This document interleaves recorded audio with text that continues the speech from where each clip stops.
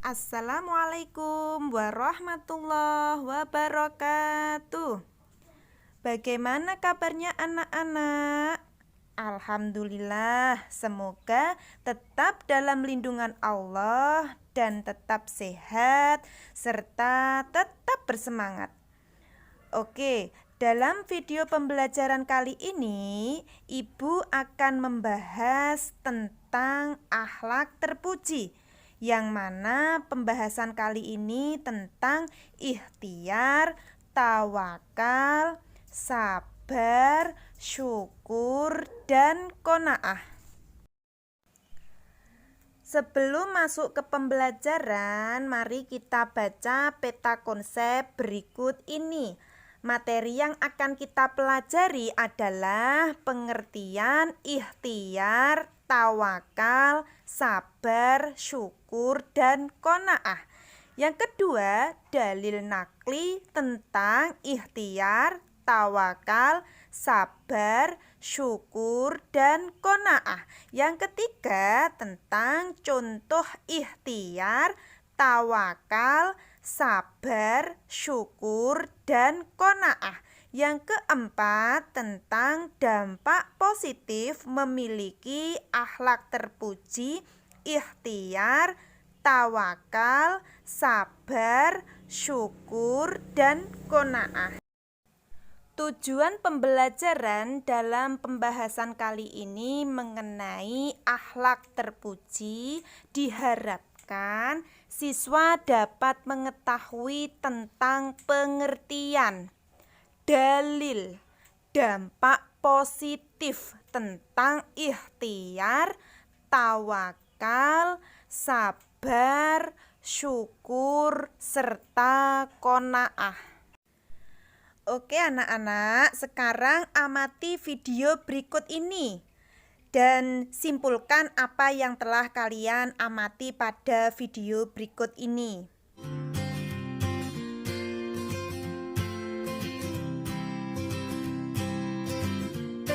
Doni adalah seorang mahasiswa semester 4 di sebuah universitas di Surabaya. Suatu pagi, sebelum berangkat kuliah, dia membaca berita di sosial media mengenai virus yang sedang gempar, yakni virus corona. Virus corona adalah virus yang berhubungan dengan sistem pernapasan manusia. Seusai bermain sosial media, Doni bersiap-siap untuk berangkat ke kampus. Setelah itu, dia keluar rumah sembari membaca doa keluar rumah seperti yang telah dianjurkan oleh Rasulullah SAW. Doni pun berpapasan dengan Siti, teman kuliah Doni. Namun, Siti dalam keadaan memakai masker dan sedang batuk. Lalu Doni pun segera menghampiri Siti untuk menanyakan keadaan Siti dan menganjurkan untuk memeriksakan kesehatan Siti di rumah sakit terdekat.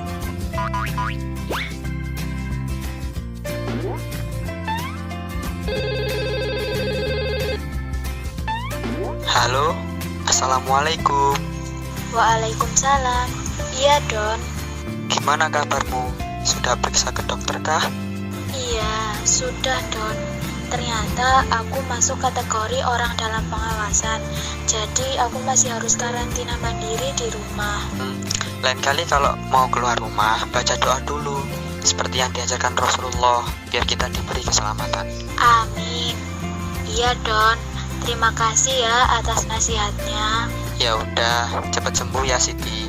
Assalamualaikum. Waalaikumsalam. Apa hikmah yang dapat kita ambil dari paparan video tersebut?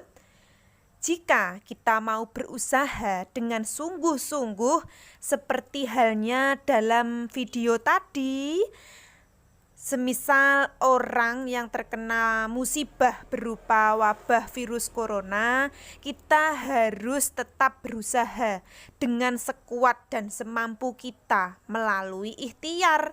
Ikhtiarnya apa? Berobat kepada dokter dan mematuhi anjuran protokol kesehatan dan selalu berdoa kepada Allah dan menyerahkan urusan kita kepada Allah agar kita selalu diberi keselamatan. Kita sering mendengar Nasihat untuk bertawakal setelah berusaha. Jadi, apakah tawakal itu? Tawakal secara bahasa yaitu berasal dari kata tawakala, artinya menyerahkan, mempercayakan, dan mewakilkan. Sedangkan secara istilah, tawakal yaitu berserah diri kepada Allah atau menyerahkan segala urusan kepada Allah. Dilakukan setelah seseorang berusaha secara maksimal sesuai dengan kemampuannya. Tawakal kepada Allah Subhanahu wa Ta'ala juga termasuk perkara yang diwajibkan dalam Islam. Karena itulah kita dapat melihat banyak sekali ayat-ayat Al-Quran, hadis yang membahas tentang tawakal kepada Allah, di mana salah satunya terdapat dalam Quran surat Al-Imran ayat 159. A'udzubillahi minasyaitonirrajim. Bismillahirrahmanirrahim. Fa idza azamta fatawakkal 'alallah innallaha yuhibbul muttawakkilin. Yang artinya, kemudian apabila kamu telah membulatkan tekad, maka bertakwalah kepada Allah. Sesungguhnya Allah menyukai orang-orang yang bertakwa kepadanya. Berdasarkan tingkatannya, tawakal ini dibagi menjadi 2 tingkatan. Yang pertama, tawakalul wakil, yang artinya tawakal seseorang yang hatinya merasa tentram terhadap pemberian Allah. Maksudnya apa? Maksudnya tawakal seperti ini adalah tawakalnya orang mukmin yang biasa, di mana seseorang mempercayakan urusannya kepada Allah karena ia yakin bahwa Allah merasa belas kasihan kepadanya. Tingkatan yang kedua yaitu tawakalut taslim, yang artinya tawakal seseorang yang telah merasa cukup menyerahkan urusannya kepada Allah Subhanahu wa Ta'ala karena ia yakin bahwa Allah Subhanahu wa Ta'ala telah mengetahui dirinya. Maksud dari yang kedua ini yaitu seseorang tidak membutuhkan sesuatu hanya selain Allah, dan tingkatan seperti ini hanya dimiliki oleh para nabi dan wali. Selanjutnya yaitu dampak positif tawakal, yang mana setiap akhlakul karimah pasti memiliki dampak positif. Salah satunya dampak positif tawakal. Yang pertama, akan mendapatkan perlindungan, pertolongan, dan anugerah dari Allah. Yang kedua, mendapatkan kebaikan di dunia dan di akhirat atau surga. Yang ketiga, Allah akan mencukupkan orang yang bertawakal kepadanya. Yang keempat yaitu menumbuh kembangkan kesadaran akan kelemahan dirinya, mengakui kebesaran Allah Subhanahu wa Ta'ala yang mengatur segala-galanya. Perilaku yang kedua yaitu ikhtiar. Ikhtiar berasal dari kata ikhtaro yahturu ikhtiaron, yang berarti memilih. Ikhtiar diartikan sebagai usaha yang pada hakikatnya orang yang berusaha berarti memilih. Secara istilah yaitu melakukan suatu kegiatan dengan maksud untuk memperoleh hasil yang dihendaki. Ikhtiar ini merupakan pengharapan yang tinggi dalam jiwa atau optimis. Tidak sedikit dalil-dalil yang ditulis dalam Al-Quran dan hadis yang membahas tentang ikhtiar, berupa perintah tegas atau motivasi untuk berikhtiar kepada Allah. Salah satunya terdapat dalam Quran surat Ar-Ra'd yaitu ayat 11 yang berbunyi A'udzubillahi minasyaitonirrajim. Bismillahirrahmanirrahim. Innallaha la yughayyiru ma biqaumin hatta yughayyiru ma bi anfusihim. Wa idza aradallahu biqaumin su'an fala maraddalahu wa ma lahum min dunihi min walin. Yang artinya, sesungguhnya Allah tidak merobohkan keadaan sesuatu kaum sehingga mereka merobohkan keadaan yang ada pada diri mereka sendiri. Dan apabila Allah menghendaki keburukan terhadap sesuatu kaum, maka tak ada yang dapat menolaknya, dan sekali-kali tak ada perlindungan bagi mereka selain Dia. Berikutnya yaitu dampak positif ikhtiar. Ikhtiar yang dilakukan oleh seseorang itu akan mendapatkan dampak positif. Yang pertama, merasa kepuasan batin karena dapat mencukupi kebutuhan hidupnya sendiri walaupun dicapai dengan susah payah. Yang kedua, terhormat dalam pandangan Allah dan sesama manusia karena sikap perwira yang dimiliki. Dan yang terakhir atau ketiga, dapat berlaku hemat dalam membelanjakan harta karena hasil yang dicapai memerlukan usaha keras. Amati gambar berikut ini yang berkaitan dengan sabar dan syukur. Ambil hikmah dari gambar yang ada, setelah itu nanti paparkan apa yang kalian tahu tentang gambar ini. Selanjutnya amati video berikut ini, ambil hikmah dari video yang ada. Selamat menyaksikan.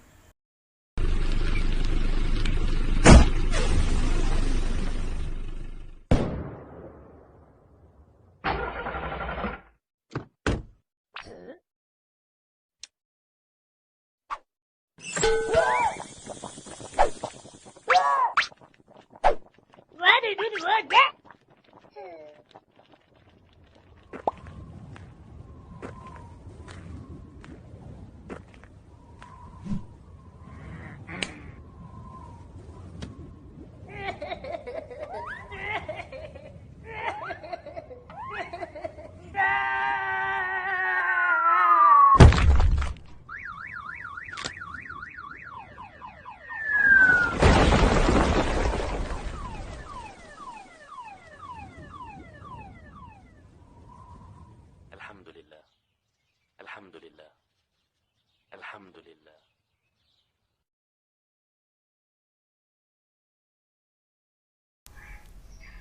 Nggak ada makanan.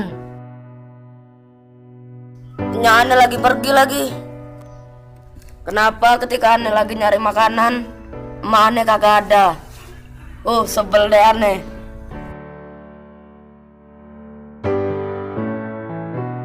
Ingat Tong, lu mesti syukurin apa yang ada. Kalau kagak percaya tanya aja sama Pak Haji. Oh iya, betul juga tuh si Udin. Kita harus mensyukuri apa yang ada. Mendingan Ane main lagi ah. Lalalala.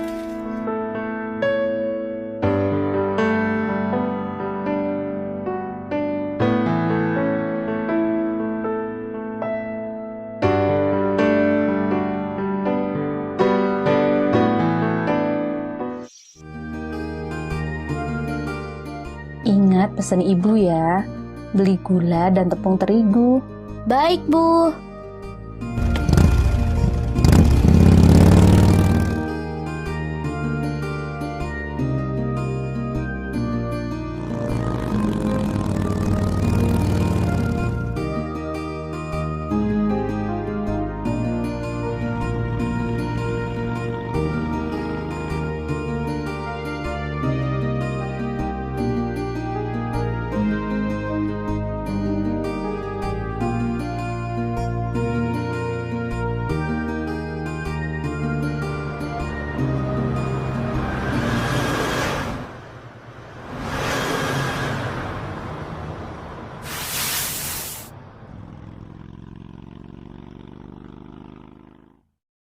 Astagfirullah.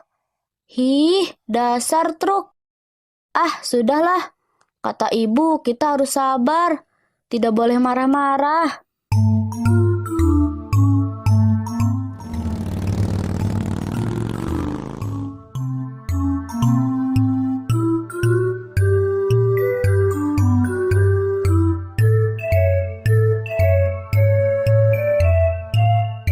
Oke, semua belanjaannya sudah terbeli.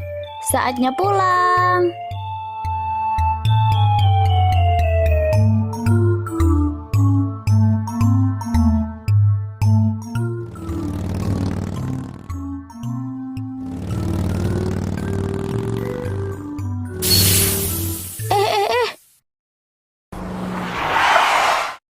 Padahal sebentar lagi sampai rumah, tapi malah begini.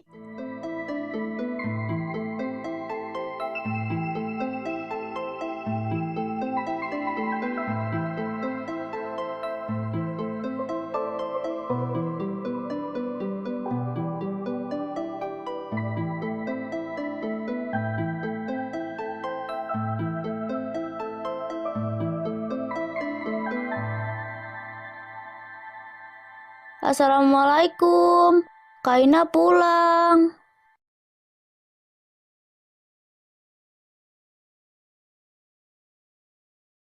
Kok Kak Ina terlihat lesu dan kotor begitu?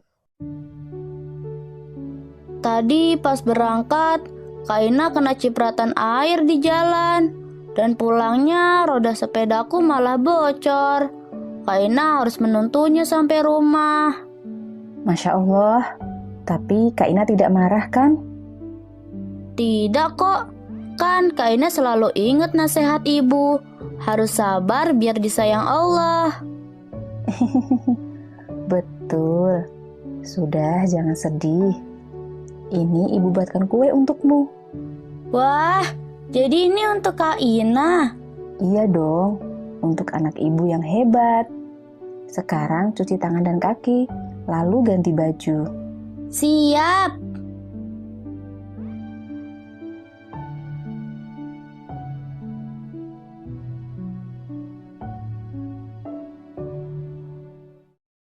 Apa hikmah yang dapat kita ambil dari video tersebut?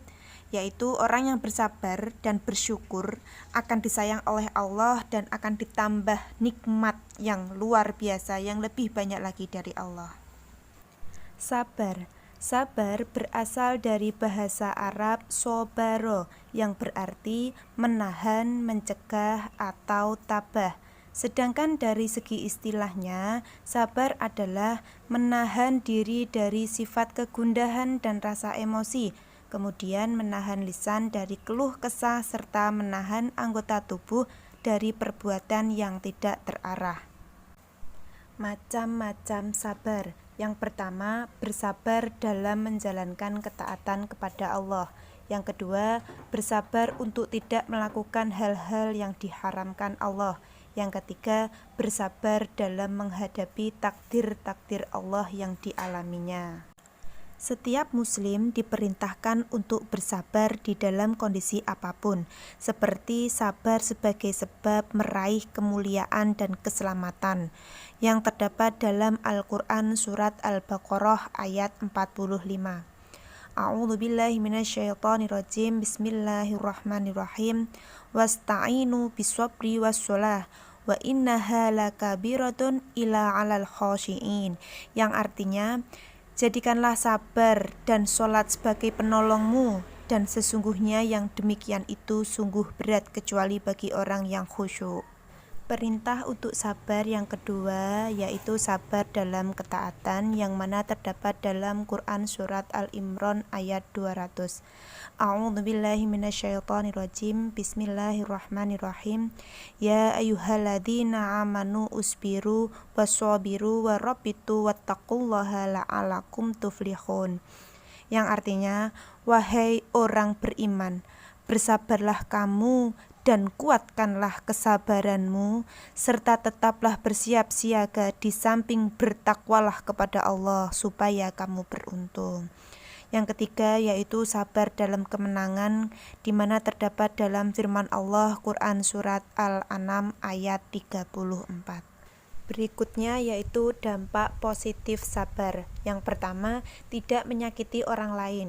Yang kedua, menjaga hubungan baik sesama Allah dan sesama manusia. Yang ketiga, menolong pekerjaan kita. Akhlak terpuji berikutnya yaitu syukur. Syukur berasal dari bahasa Arab sakaro yaskuru sukron, yang berarti berterima kasih. Sedangkan menurut istilah, syukur ialah memberikan pujian kepada Allah dengan cara taat kepadanya, tunduk dan berserah diri hanya kepada Allah, serta beramar ma'ruf nahi munkar. Dalil tentang syukur terdapat dalam Quran Surat Ibrahim ayat 7. A'udzubillahi minasyaitonirrajim. Bismillahirrahmanirrahim. Wa itta'addana rabbukum la in syakartum la azidanakum wa la in kafartum inna adzabil lasyadid.